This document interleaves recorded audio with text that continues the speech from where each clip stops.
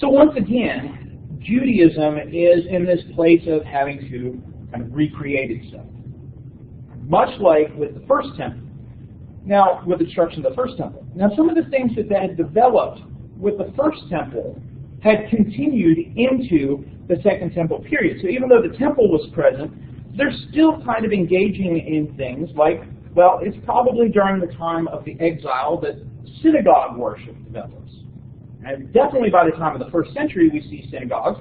And so these dispersed places of worship throughout the Roman Empire become a part of Judaism and some other things. And so there's less of the trauma that there was in the first revolt, or the destruction of the first temple, but you still have this situation of dispersion. Judaism had begun as a religion centered around the temple, right, as it comes out of Israelite religion.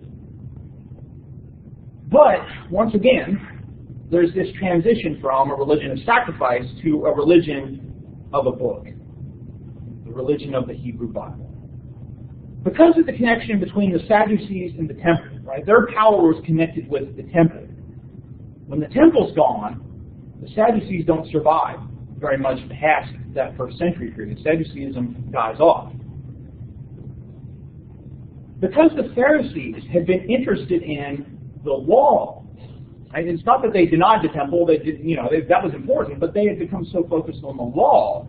Judaism is shaped by the Pharisees,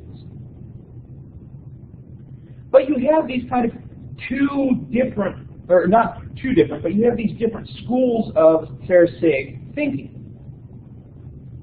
Two of the most important are the schools developed out of the thought of two rabbis, one named Hillel and one named Shammai. And a lot of their thinking shaped a lot of Judaism after. Shammai tended to be very literalistic in his interpretation of the law. Hillel, however, tended to focus on the ethics of the law. What does this teach us about ways of life? So for Hillel, the Torah was all about ethics, right? Living a specific way of life. This interest in the book, this interest in the writings, is evidenced in the continuation of documents created by these thinkers, particularly rabbis. One of the first, earliest post-biblical document in Judaism is the Mishnah. The Mishnah was created around the 2nd century CE, but it was a collection of the teachings and ideas of previous rabbis. So even though it's around the 2nd century, it's still older than that because of the oral sayings of the rabbis. The Mishnah are the rabbis' interpretation of the law. And so as the rabbis attempted to interpret the law, those teachings were collected in written form as the Mishnah.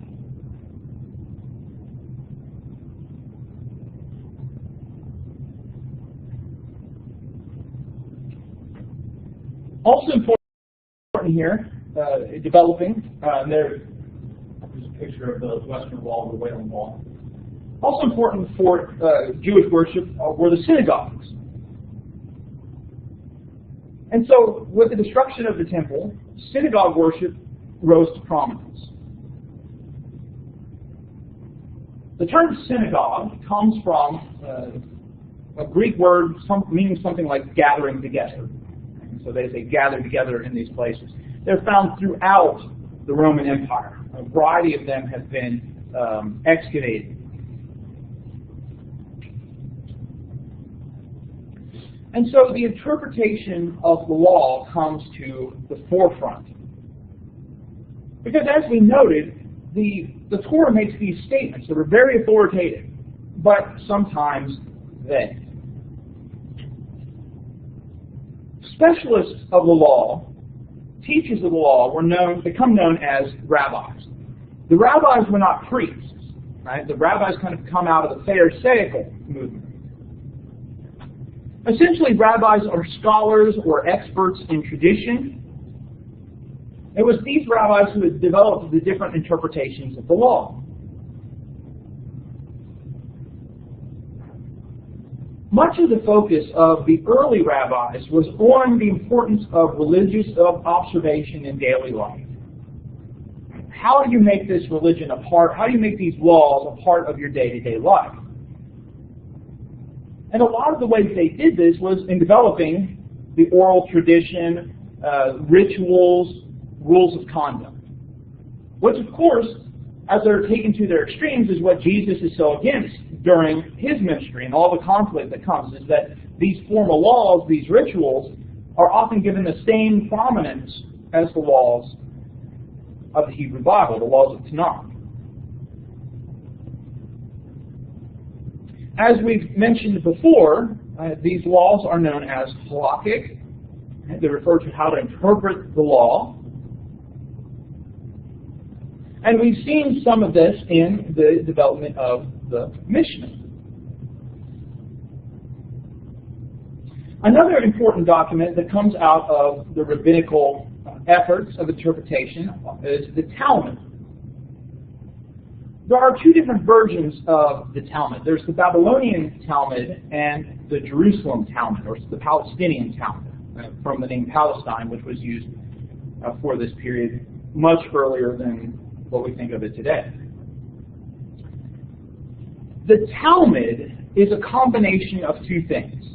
The Mishnah plus commentary on the Mishnah. Right, so the Mishnah is the teachings of the early rabbis.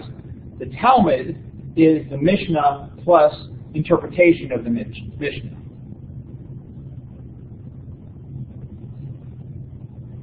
A page of the Talmud looks like this, right? This is a copy of a page from the Talmud.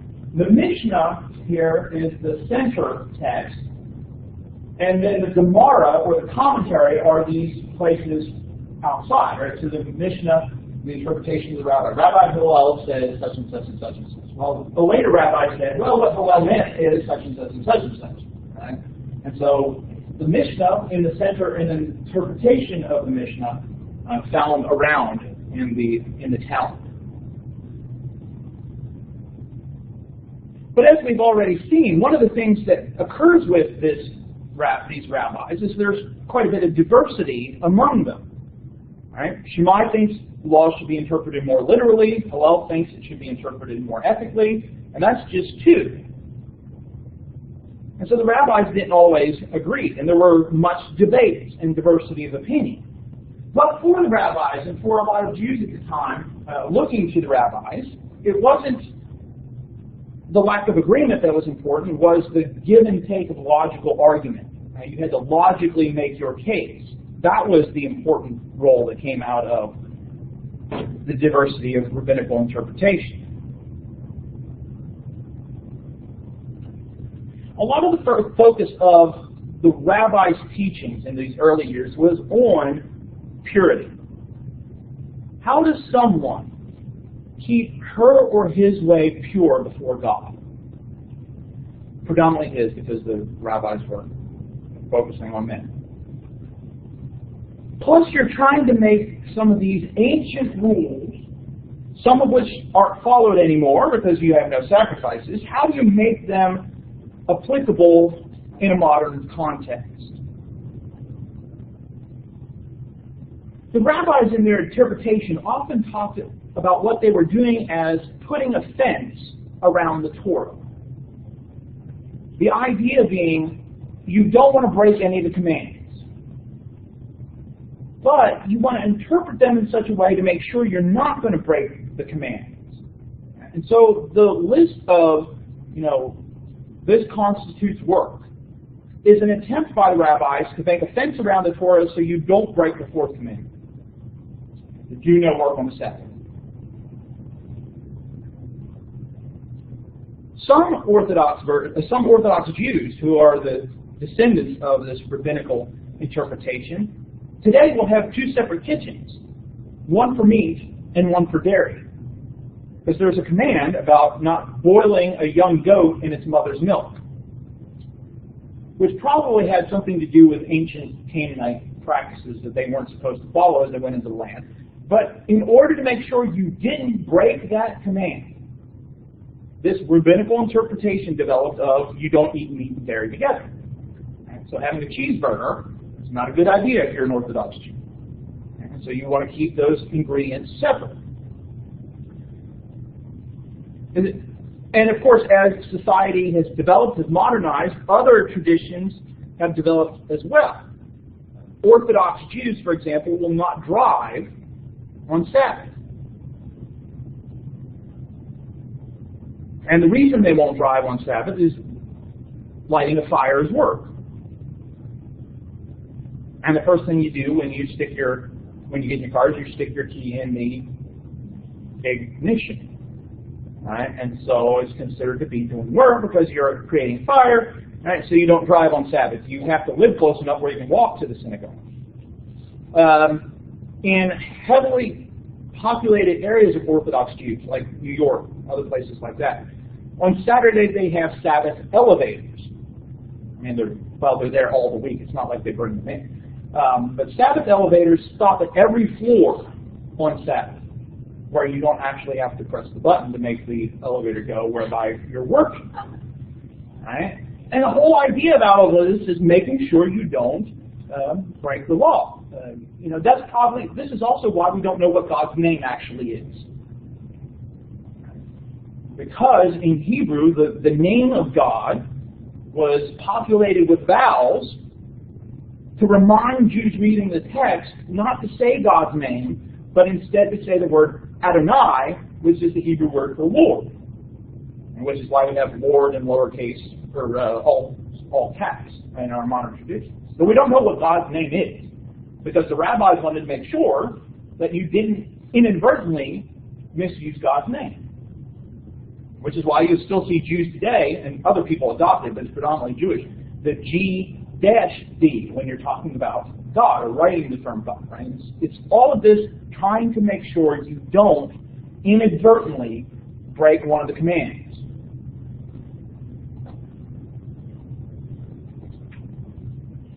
Another type of rabbinical literature that develops is midrash. So the Mishnah is the rabbi's interpretation of the law. Talmud is Mishnah plus interpretations of the Mishnah. Midrash is interpretations of Scripture outside the law. Usually attempting to make lessons or applicable points from the narrative, especially in places where there are what we might call gaps in information. I'll give you an example. An interesting one to me is the sacrifice of Isaac in Genesis chapter 22. One of the things the rabbis asked about this is, how old was Isaac? How old was Isaac when he was to be sacrificed? Now, for those of you that have heard this story, read this story quite a bit, seen this story in Bible class, well, not seen it, but read this story or heard it in Bible class, how old do you picture Isaac being in Genesis chapter 22? 12. Yeah, that 12, 13, preteen kind of age. The rabbi said that Isaac was 37. And you say, yeah, it is very specific. Where did they come up with 37, right? There's nothing in the text that says Isaac was 37 when this all happened. Well, Sarah was 90 years old when she gave birth to Isaac. Genesis chapter 22, Abraham takes Isaac to sacrifice him. Genesis chapter 23, Sarah dies at the age of 127. So 127 minus 90, 37. Now again, there's nothing in the text to suggest, it was right after, which maybe you could understand as, a mother, why she would suddenly die after hearing, you did what? All right? But there's there's no indication of time gap between 22 and 23. But if we picture Isaac as being 37, how does that change the understanding of what happens in Genesis chapter 22? He could have resisted his father. He chose to. Yeah, I mean, if he's 37, Abraham's 137. Right? And so if a 37-year-old can't take care of a 137-year-old, right? And so it becomes a story about Isaac's testing as well. He has to accept all of this. Now, I'm not saying Isaac was 37, right? There's no indication of that. But what it does for the rabbis is does allow us to change this story about it being Abraham taking this young child to Isaac kind of agreeing to this because he's agreeing to what God has called him to do. Another question of the text the rabbis asked had to do with the two young men that go with Abraham and Isaac. So servants, or at least appear to be servants, travel with Abraham and Isaac to Mount Moriah. Abraham tells them, stay here, the boy and I will go worship God, and we will return to you. Well, who were these two young men? According to the rabbis, they were Eleazar and Ishmael. Eleazar was a servant of Abraham, and Ishmael was Abraham's first biological child. They then interpreted it as Eleazar being a Christian or standing in for a Christian, and Ishmael standing in for a Muslim. Now again, they're not named. Eleazar certainly wasn't a Christian.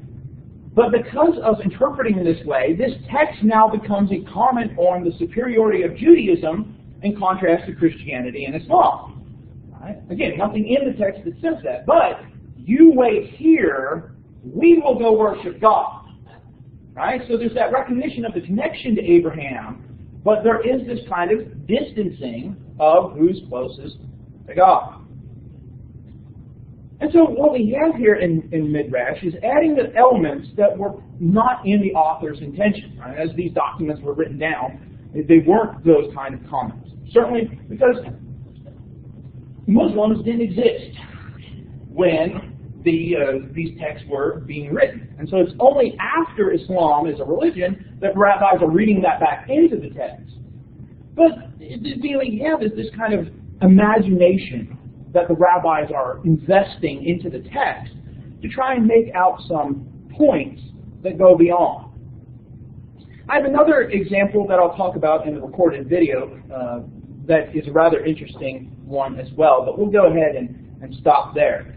Remember, especially for those of you that didn't come in, didn't get here early, we're not going to be meeting for class on Thursday. I have to go out of town. So I'm going to be recording a lecture for you to watch. So you won't have to come here, but you will have to watch the lecture. I'll send you some more requirements about that. So be looking in your email.